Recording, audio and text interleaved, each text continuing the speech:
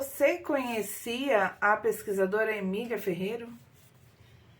Eu sou Fernanda Barros, uma professora autista, CEO do Pedagogiando. Estou aqui com um dos livros que eu adoro.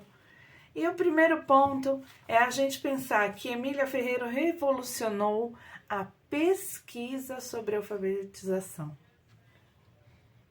Se ela revolucionou a pesquisa, a gente tem que entender que um grande mito é a ideia do método Emília Ferreiro. Não existia um método, existia pesquisa sobre como a criança adquiria os conhecimentos de leitura e escrita, se isso acontecia a despeito da intervenção do adulto, se isso acontecia num tempo específico, num processo específico, e ela comprova, junto com outras pessoas que falam sobre alfabetização, grandes nomes aí da alfabetização, que sim, a criança tem um processo de aquisição de linguagem. Quando a gente estuda fonologia na letras, né, eu cursei 3 anos lá na USP e acabei largando o curso, mas os ensinamentos continuam.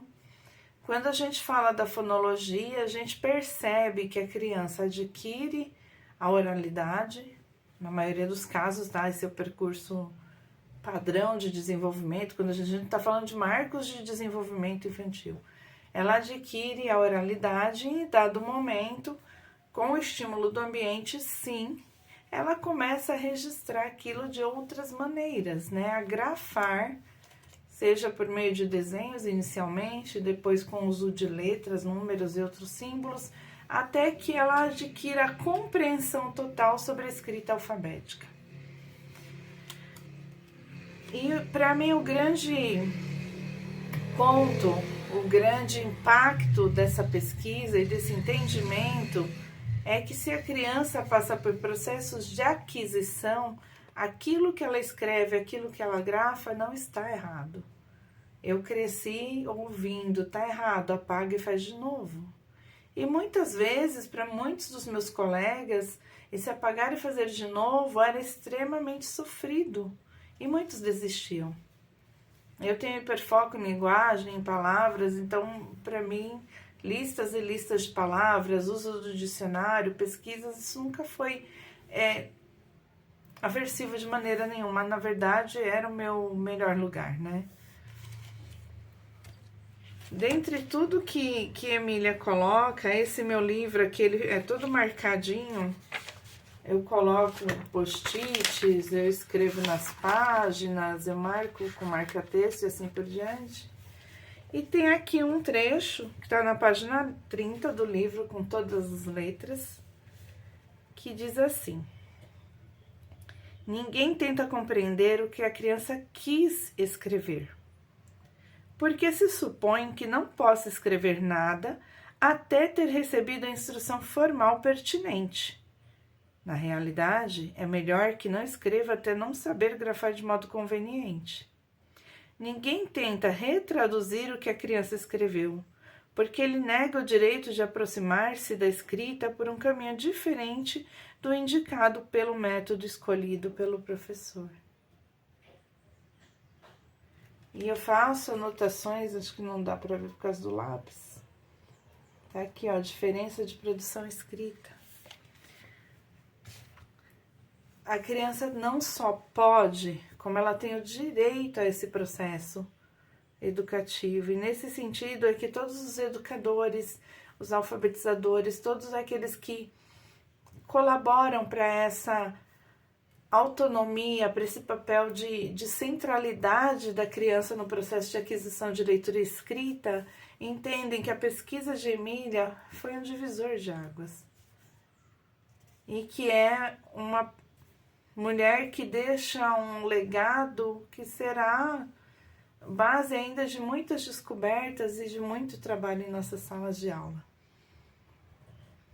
Taboão da Serra, a cidade onde eu trabalho, há cerca de 12, 13 anos, montou um projeto de apoio pedagógico, de alfabetização, né, delineado ali pela professora Divani Albuquerque, que também é amplamente conhecida aqui na região, dá cursos e tudo, falando sobre essa centralidade no processo de aprendizagem. E nós vimos números assustadores de retenção no terceiro ano, no final da alfabetização, na terceira série, quando começamos, e depois na segunda série, quando começamos, e depois no terceiro ano, né, o equivalente. Números assustadores de retenção que foram sendo modificados porque essa criança e a sua escrita passaram a fazer parte do centro do trabalho. Toda criança aprende. A gente precisa descobrir como. E algumas vezes nos debruçarmos sobre a pesquisa, nos debruçarmos sobre o como isso acontece, por qual canal sensorial essa criança aprende, quais são as etapas que ela percorre até chegar na aprendizagem formal, é essencial para que o educador possa fazer uma intervenção de verdade, real. De modo geral, aqui no Brasil, nós trabalhamos com o ensino da língua portuguesa no processo de alfabetização por algo chamado método global, que é muito baseado no texto, e do texto a criança vai desdobrando os componentes da língua até entender como isso é construído.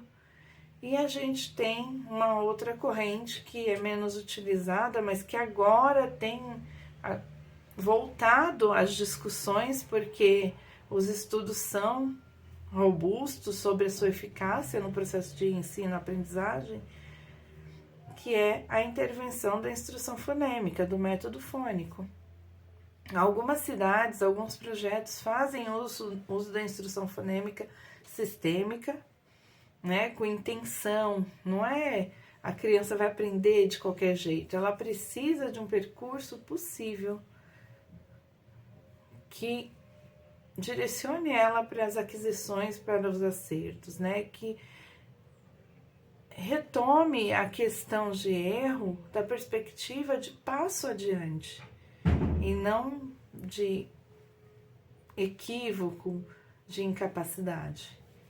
Então, quando a gente pega diferentes materiais que são baseados na pesquisa da Emília, para mim é muito claro e é muito certo a importância disso para a aquisição da aprendizagem, principalmente daqueles alunos que têm alguma questão aí impactando esse processo, né, de conhecimento, de reconhecimento do sistema de escrita alfabética. Aquele aluno que é nota 10, que já chega na escola lendo e escrevendo, que aprende tudo com muita facilidade, este aluno está lá para adquirir tantas outras habilidades que talvez ele pudesse aprender sozinho, sim. Então a escola precisa entender que ela tem que ser espaço para aquele que é diferente. E olhar para a individualidade é fazer o primeiro movimento para que trabalhar com aquele que é diferente possa ser um trabalho de sucesso. Para que as práticas que nós tenhamos em sala de aulas, para que os métodos que nós escolhamos para trabalhar o processo de alfabetização sejam e desemboquem em práticas exitosas na aprendizagem dessas crianças. Como um amigo colocou em uma publicação, ficamos órfãos de Emília, mas como filhos, né, como herdeiros do seu trabalho, vamos continuar por aí fazendo o melhor possível. Vamos pedagogiar?